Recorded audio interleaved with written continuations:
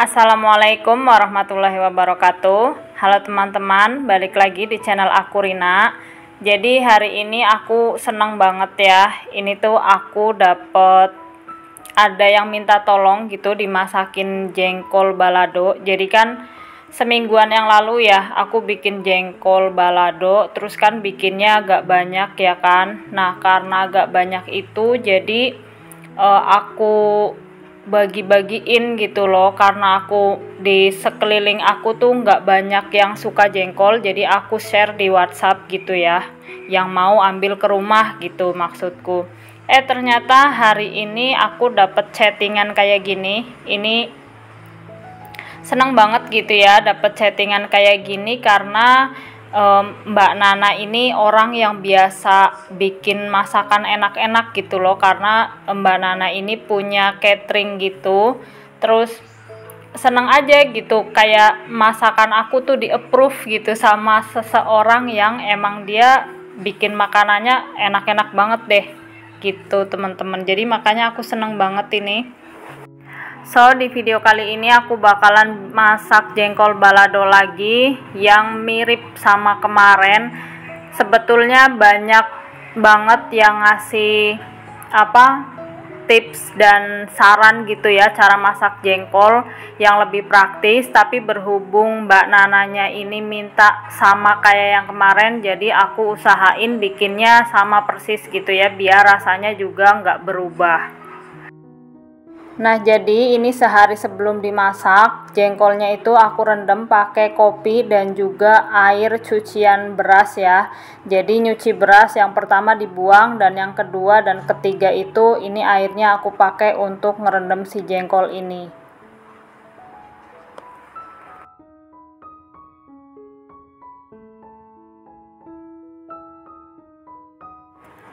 Oke, jadi ini setelah subuh aku mau siap-siap mulai untuk masak jengkolnya ya teman-teman. Di sini aku bakalan nyiapin ini bumbu untuk ngerebus si jengkolnya supaya nggak bau. Ini aku geprekin 3 batang sereh ya. Terus habis itu ada lengkuas dan juga jahe yang aku geprek juga. Jadi ini digeprek memang biar wanginya keluar, jadi bisa mengurangi bau dari si jengkol itu ya. Di sini aku juga pakai daun seledri karena yang sebelumnya itu aku pakai daun seledri sebetulnya itu bukan kesengajaan ya, karena memang ada seledri kering. Tapi berhubung kemarin pakai seledri, jadi di sini aku pakai seledri juga, cuma bedanya ini seledrinya masih seger ya teman-teman. Terus ada bawang putih juga, ini aku geprek aja begini, sama ada daun salam dan juga daun jeruk. Jadi pokoknya rempah-rempah yang bikin masakan wangi ini aku masukin semua ya, supaya menetralisir si bau jengkolnya itu.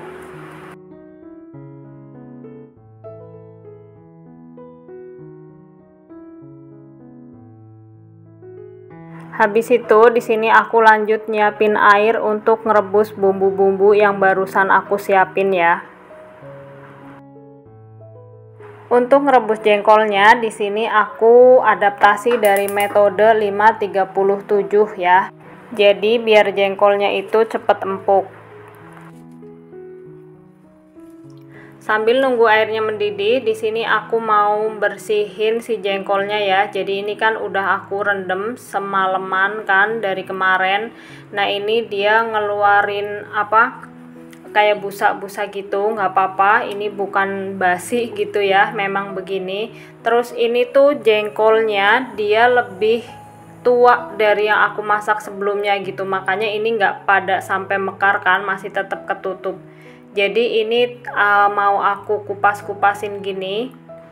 Nah ini kualitas jengkolnya itu cukup bagus, udah tua, terus juga dia nggak banyak yang busuk ya teman-teman, hanya ada beberapa aja. Katanya salah satu yang bikin jengkol itu pahit itu kalau ngupas kulitnya nggak bersih. Nah ini makanya sebelum direbus aku bersihin dulu kulitnya. Kulit jengkolnya ada yang gampang dikupas dan ada juga yang susah. Jadi yang susah dikupas aku biarin aja.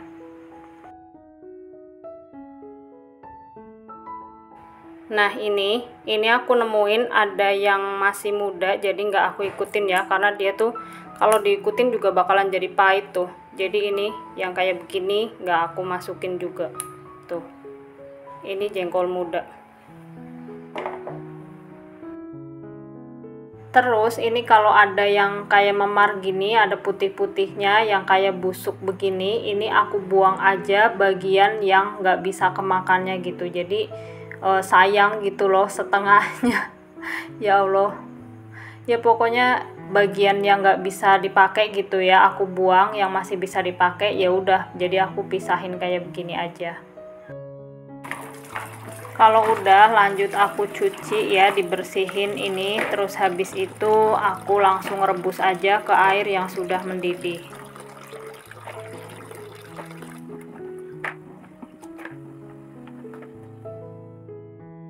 Ini airnya belum mendidih banget ya, tapi nggak apa-apa, ini jengkolnya mau langsung aku masukkan aja. Terus ini aku rebus selama 10 menit ya teman-teman. Setelah 10 menit direbus, ini kompornya mau aku matikan, terus pancinya aku tutup dan aku diamkan selama 45 menit.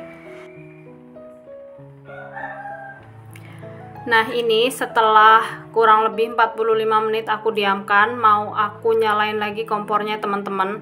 Ini mau aku rebus selama 10 menitan. Jadi kan kalau masak itu ya pakai filling gitu ya, dipakai juga. Karena ini jengkolnya itu agak keras. Tua banget gitu loh maksudnya. Jadi makanya ini bakalan aku rebus lagi. Ngerebusnya pakai metode 5-37, tapi aku modif waktunya aja jadi 10-45-10. Ini kondisi setelah 10 menit direbus lagi, kompornya mau aku matikan, terus mau langsung aku saring aja, jadi ini biar jengkolnya itu cepet hangat gitu ya, nggak panas, karena mau langsung aku geprek-geprekin.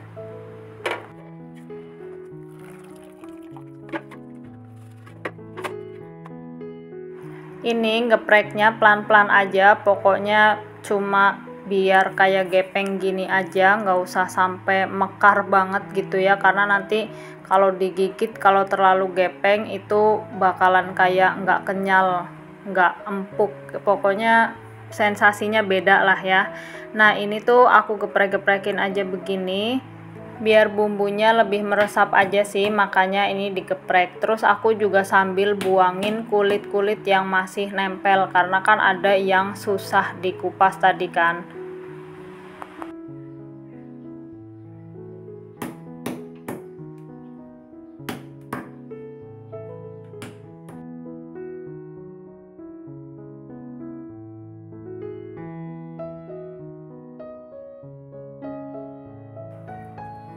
Nah ini teman-teman, ada jengkol muda yang ke bawah, dia kalau digeprek itu langsung hancur kayak begini.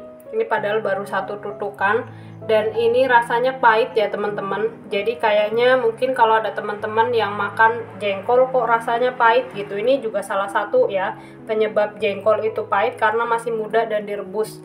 Dan ini rasanya pahit, jadi mau aku sisihkan. Nah ini udah aku geprek-geprek semuanya, terus ini bagian ada yang busuknya aku potong, sayang gitu ya. Yang penting bagian yang ininya nggak pahit gitu. Jadi ini udah mau aku cuci bersih lagi aja, soalnya dia kan masih ada sisa-sisa kulitnya tadi gitu kan. Jadi ini mau aku cuci. Untuk bumbunya ini simple aja ya, ada bawang putih. Ini karena ukuran bawang putihnya itu besar kecil ya, jadi sesuaikan aja sih ya, pokoknya kalau misalnya gede-gede begini ya bisa pakai 7 siung gitu, tapi berhubung ini aku juga ada yang kecil-kecil ya, jadi pokoknya sesuaikan aja.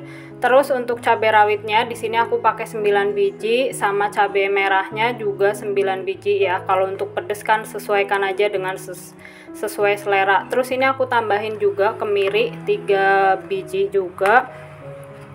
Terus sama bawang merahnya kira-kira kalau misalnya segede-gede gini ya pakai 9 atau 10 gitu ya. Ini karena ada yang kecil-kecil ya, nggak kehitung juga, nggak mau ngitung, maksudnya aku ribet. Terus ini daun jeruknya 5 lembar, udah aku buangin tangkainya juga gitu. 5 lembar tuh kan satu gini, 2 ginian, kan ada yang kecilnya juga di atasnya. Terus aku juga pakai tomat ya teman-teman, jadi biar bumbunya kelihatan banyak tapi nggak terlalu pedas banget gitu. Nah ini tomatnya aku pakai yang gede itu 2, yang kecil 1. Oke, ini yang pertama aku bakalan blender kemiri sama bawang putihnya dulu, karena dia biasanya tuh jadi kalau dibarengin tuh bakalan halus banget gitu ya. Jadi ini mau aku blender dulu. Nah ini untuk nanti cabai besar sama cabai rawitnya agak belakangan, jadi biar nggak terlalu halus. Terus untuk bawang merah dan juga tomatnya ini bakalan aku iris-iris aja ya teman-teman, jadi nggak ikut aku blender. Nah, kenapa sih bawang merah dan juga tomatnya nggak ikut aku blender? Jadi ini supaya nanti masakannya itu masih ada teksturnya gitu ya. Jadi nggak halus-halus banget bumbunya. Apalagi aku tuh pas blender bumbu tadi sempet aku tinggal karena kan masaknya disambi-sambi dan ternyata bumbu yang di blender itu halus banget. Jadi makanya emang kebiasaan sih, pokoknya aku kalau masak-masak ada yang di blender gitu ya, itu untuk bawang merahnya biasanya aku iris-iris. Nah jadi makanya ini bawang merah dan juga tomatnya aku iris-iris aja begini. Kalau misalnya teman-teman suka yang bumbunya halus ya, tomat dan juga bawang merahnya bisa ikutan di blender atau diulek. Jadi sesuaikan dengan selera aja sih. Oke, ini udah siap semua. Aku mau lanjut numis bumbu-bumbunya ya. Seperti biasa, ini aku panasin minyak, terus habis itu aku bakalan numis bawang merahnya dulu.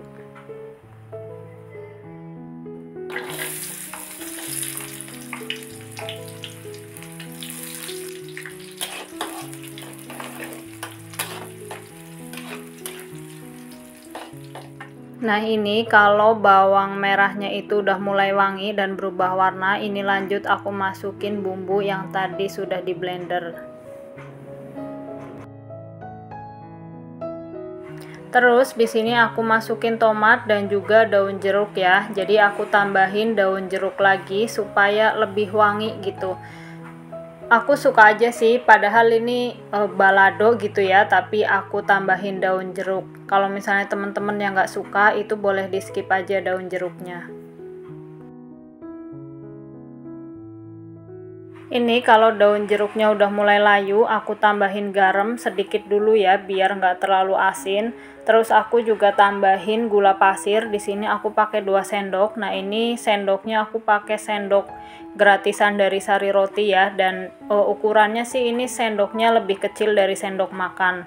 Jadi disesuaikan aja sih dengan rasa yang teman-teman miliki. Apaan sih?